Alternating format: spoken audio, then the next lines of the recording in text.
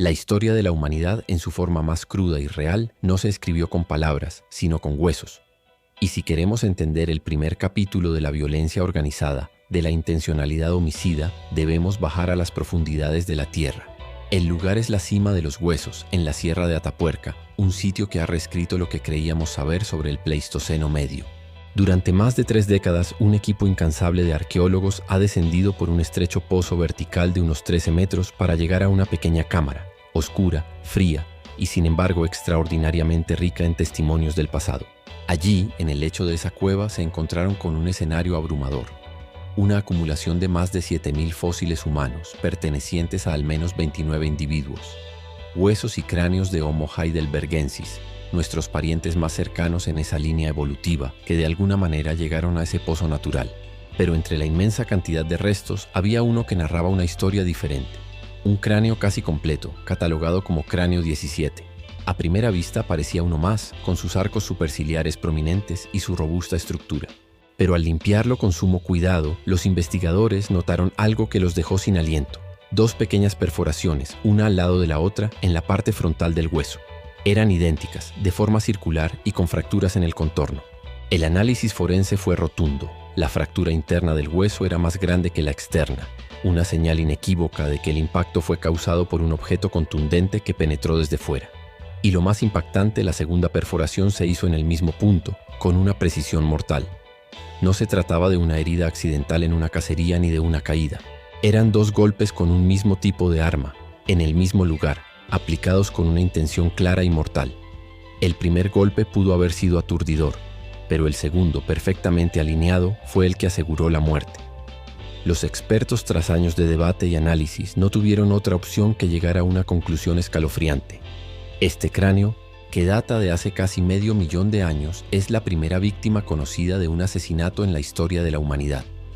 El ADN de este individuo aún no ha podido ser extraído, pero el testimonio de sus huesos es tan claro como el de un vídeo. Este cráneo, con sus 2 perforaciones, nos obliga a repensar no solo la brutalidad, sino la sofisticación de la violencia en el Paleolítico. Y nos deja la pregunta flotando en el aire. ¿Qué llevó a un ser humano de hace 430.000 años a matar a otro con tanta deliberación? Esa es la pregunta que ha atormentado a los científicos desde el mismo momento en que los huesos de la víctima de cráneo 17 revelaron su secreto. Pero para entender la respuesta, debemos dejar de mirar al individuo y observar el conjunto. El verdadero misterio no es solo el asesinato, sino el lugar donde se encontró al asesinado. El pozo de la cima de los huesos. Este no era un simple vertedero de cuerpos. La acumulación masiva de 29 individuos, sin restos de animales ni de otros depredadores que pudieran haber arrastrado los cuerpos, es un hecho que desafía toda lógica natural. ¿Cómo y por qué terminaron todos estos homínidos en el fondo de una cima de acceso casi imposible? La teoría de la muerte accidental por caída ha sido descartada. Un estudio minucioso de los esqueletos no mostró fracturas ni señales compatibles con un accidente de esa magnitud.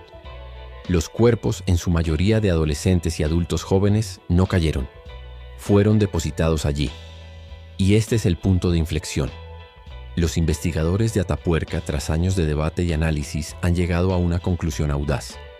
La cima de los huesos no es un cementerio, en el sentido moderno, pero sí una suerte de santuario mortuorio, el primer entierro ritual de la historia. Creemos que sus parientes, sus amigos, sus iguales, tomaron esos cuerpos, los cargaron, los bajaron con sumo cuidado por la única grieta de acceso y los depositaron en el fondo de la cueva. No fue un acto de abandono, sino de intencionalidad. Es una idea monumental, porque implica que hace casi medio millón de años estos seres ya tenían la capacidad de pensar en la muerte no como un final, sino como un umbral. Implica que tenían memoria, duelo y lo más revolucionario de todo, que eran capaces de planificar una ceremonia para honrar a sus muertos. El asesinato en este contexto adquiere una dimensión aún más compleja. Nos muestra la dicotomía de nuestros orígenes.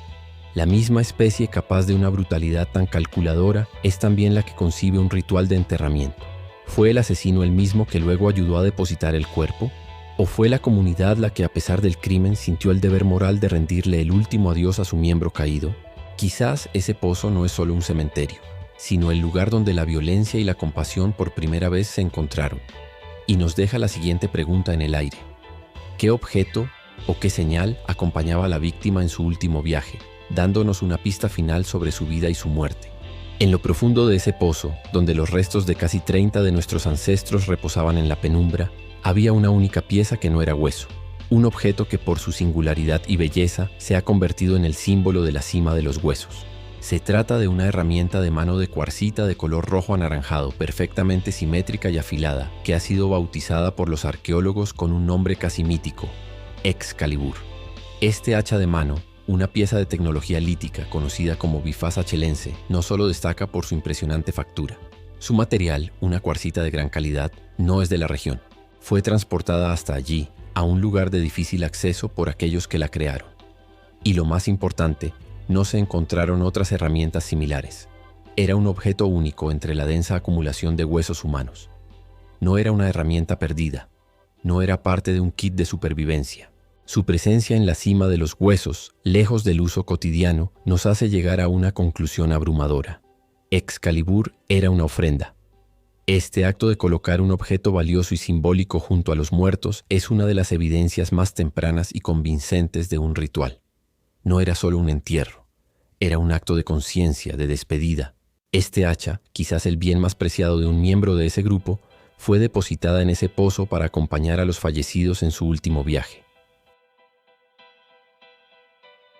Ambos actos, la brutalidad del asesinato y la delicadeza del ritual, ocurrieron en el mismo lugar, separados quizás por años, pero unidos por la misma especie.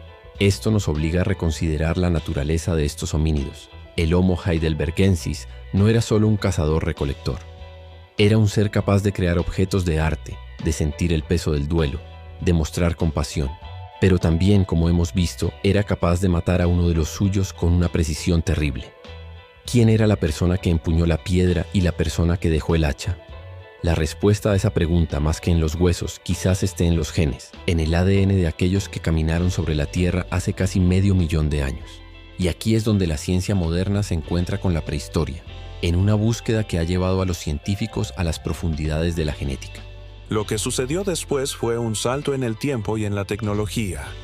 Durante décadas, el secreto de esos huesos de 430.000 años estuvo guardado a cal y canto, no solo por la piedra, sino por la barrera del tiempo. El ADN, esa molécula que guarda el libro de instrucciones de la vida, se degrada con cada milenio que pasa. ¿Cómo es posible rescatar un código genético de casi 500.000 de años? La respuesta llegó de la mano de la paleogenética, una rama de la ciencia que fusiona la arqueología con la biología molecular. En 2013, un equipo de investigadores del prestigioso Instituto Max Planck de Antropología Evolutiva en Leipzig, Alemania, logró lo impensable: extraer y secuenciar ADN mitocondrial de un fémur de la cima de los huesos. El resultado fue, en un inicio, desconcertante. El ADN de estos homínidos de Atapuerca no se parecía a lo que todos esperaban. La morfología de sus huesos, sus cráneos robustos y sus rostros prominentes los había catalogado durante años como los ancestros directos de los neandertales. Era una conexión física innegable.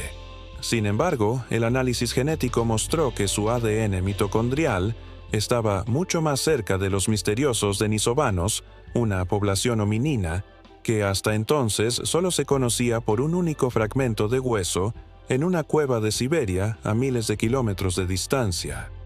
El mundo de la paleoantropología se paralizó. ¿Cómo era posible que una especie que morfológicamente era un neandertal primitivo, genéticamente estuviera emparentada con un grupo tan lejano y enigmático? La respuesta a este enigma llegaría años después, en 2016, cuando el mismo equipo alemán, con una técnica aún más avanzada, logró secuenciar el ADN nuclear, el código genético completo, de 3 de esos individuos. Este sí que fue el golpe de gracia. El ADN nuclear confirmó, sin lugar a dudas, que los homininos de Atapuerca eran, de hecho, los ancestros directos de los neandertales. La extraña conexión con los denisovanos en el ADN mitocondrial se explicó como un linaje genético que se había perdido o extinguido en la rama neandertal principal, pero que había perdurado en los denisovanos. Este hallazgo monumental confirmó que nuestro primer asesinado y sus compañeros no eran solo unos homínidos arcaicos, sino la base misma de la rama neandertal de nuestro árbol evolutivo. El ADN nos había dado una identidad a los protagonistas de nuestra historia. Ahora sabíamos que aquel asesino y su víctima no eran unos desconocidos. Eran los verdaderos abuelos de los neandertales, los habitantes de la península ibérica hace casi 500.000 de años. Nos queda la pregunta final: ¿cómo era la vida de estos seres? ¿Qué había en su día a día, en sus mentes y en su mundo que los hizo capaces de un crimen tan terrible y de un ritual tan conmovedor? Para entender la mente detrás del crimen y el ritual, debemos adentrarnos en el mundo de nuestros ancestros de Atapuerca. La vida hace 430.000 años era un lienzo de contrastes brutales y bellezas salvajes. El clima de la península ibérica oscilaba entre fríos intensos y periodos más templados.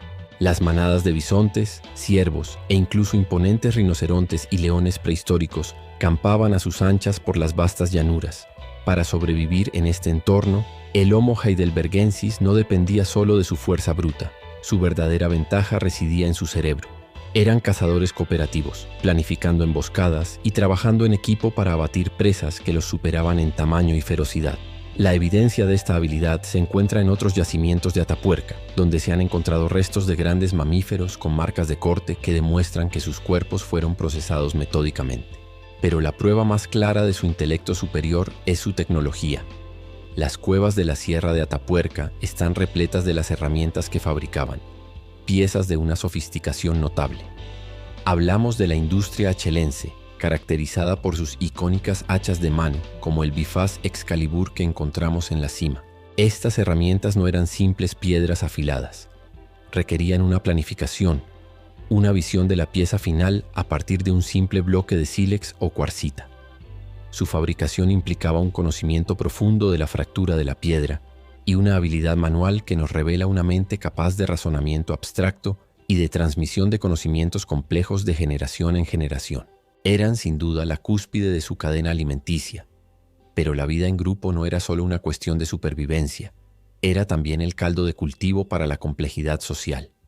La cooperación en la cacería, el cuidado de los enfermos y los ancianos, y los rituales funerarios que hemos discutido, solo son posibles en una sociedad con una estructura bien definida, con jerarquías, roles y un sentido de pertenencia. Y es precisamente en este entorno, en la intimidad de la tribu, donde surge la posibilidad del conflicto. La competencia por recursos, el estatus o una pareja puede desatar la violencia. Esta es la paradoja de nuestra especie. La misma capacidad cognitiva que nos permite cooperar para construir una sociedad y cuidar de nuestros muertos es la que nos hace capaces de una violencia metódica y brutal. La víctima Cráneo 17 no fue asesinada por un depredador. Fue asesinada por alguien de su propia clase, alguien que compartía el lenguaje de sus genes y la complejidad de sus mentes. Pero, ¿quién era esta víctima? Aparte de las heridas, ¿qué nos dicen sus huesos sobre la persona que fue? Y quizás lo más importante, ¿qué nos dice sobre la relación con su asesino? Los huesos son los únicos testigos que nos quedan, y su testimonio es a menudo desgarrador. El Cráneo 17 nos habla de un individuo joven, un adulto que no superaba la treintena. Los análisis forenses revelaron más que las fatales heridas. Sus dientes, por ejemplo, mostraban signos de desgaste severo, y los arqueólogos también han debatido la presencia de una infección crónica en la mandíbula, un absceso dental que le habría causado un dolor insoportable y constante. Este tipo de patologías, sumadas a otras posibles dolencias, habrían convertido a esta persona en un miembro vulnerable del grupo, incapaz de seguir el ritmo de la caza o de la migración. Esto nos lleva al punto más oscuro y especulativo de esta historia. ¿Fue el asesino alguien que vio a la víctima como una carga? En un mundo donde la supervivencia del grupo dependía de la colaboración y de la salud de cada uno de sus miembros, ¿fue el asesinato un acto de eutanasia primitiva? ¿Una decisión fría y brutal para asegurar el bien del colectivo? ¿O, por el contrario, fue un acto de violencia oportunista, un ataque a un individuo ya debilitado por la enfermedad? La brutalidad de los dos golpes en el cráneo perfectamente alineados sugiere una deliberación que va más allá de un simple arrebato. Habla de un plan, de una intención. Lo que es seguro es que este individuo no murió de forma natural, ni accidental. Su muerte fue provocada por otra mano humana. Los huesos nos narran un drama personal, pero también nos dan un vistazo al funcionamiento interno de esa sociedad. La víctima no estaba sola en el pozo, estaba junto a su gente. El misterio se profundiza. Si fue una víctima de la violencia, ¿Por qué fue honrada con un entierro ritual junto a sus compañeros? Y si el grupo fue capaz de tomar una decisión tan dura, ¿qué tipo de líder o líder espiritual era el que tomó la última decisión? La historia de nuestra primera víctima no está completa sin la historia de su comunidad, una que se vio obligada a tomar una decisión impensable. En un mundo sin leyes escritas, sin jueces ni tribunales, ¿quién decide sobre la vida y la muerte? La respuesta en la prehistoria reside en el grupo, en el clan, en esa incipiente comunidad que dependía de cada miembro para su supervivencia. La presencia del cuerpo de Cráneo 17 junto a los demás, en el fondo de ese pozo santuario, nos hace pensar que su asesinato no fue un acto aislado de barbarie, no fue un crimen pasional en la oscuridad de la noche, sino una decisión comunal. Los huesos nos han dado el qué y el dónde, pero el por qué es un abismo de conjeturas. Y sin embargo podemos hacer deducciones lógicas. ¿Fue el individuo tan gravemente enfermo que se convirtió en una carga insostenible para el resto? Si la tribu tenía que migrar, o necesitaba de cada mano para la caza, la enfermedad o la debilidad de un miembro podía poner en riesgo a todo el grupo. ¿Pudo ser este el primer caso de un acto que hoy llamaríamos eutanasia por compasión, pero con un método brutal y primitivo? ¿O por el contrario, fue un acto de poder, un castigo cruel para alguien que violó las reglas tácitas de la comunidad? La segunda herida, ese golpe de gracia en el cráneo, nos susurra que fue un acto final, una solución definitiva a un problema. Esta historia nos obliga a confrontar un aspecto fundamental de nuestra propia naturaleza, el nacimiento de la ética. En algún momento, en ese pozo profundo, la vida y la muerte, el deber y la crueldad se enfrentaron cara a cara.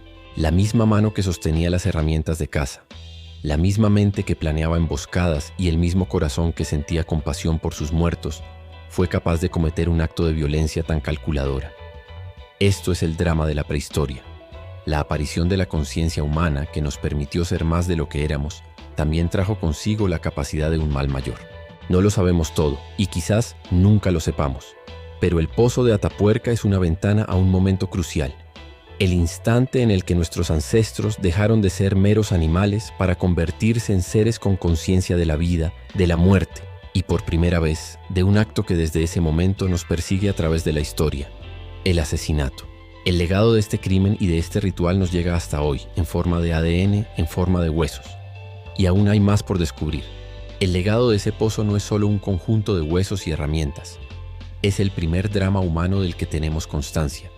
La cima de los huesos nos obliga a admitir que la complejidad de nuestra naturaleza, esa que nos permite crear, amar y sentir empatía, también nos hizo capaces de la violencia más calculada. Por primera vez en la historia, no vemos a una criatura actuando por instinto animal, sino a un ser con la capacidad de decidir, de planificar un acto para quitarle la vida a un semejante.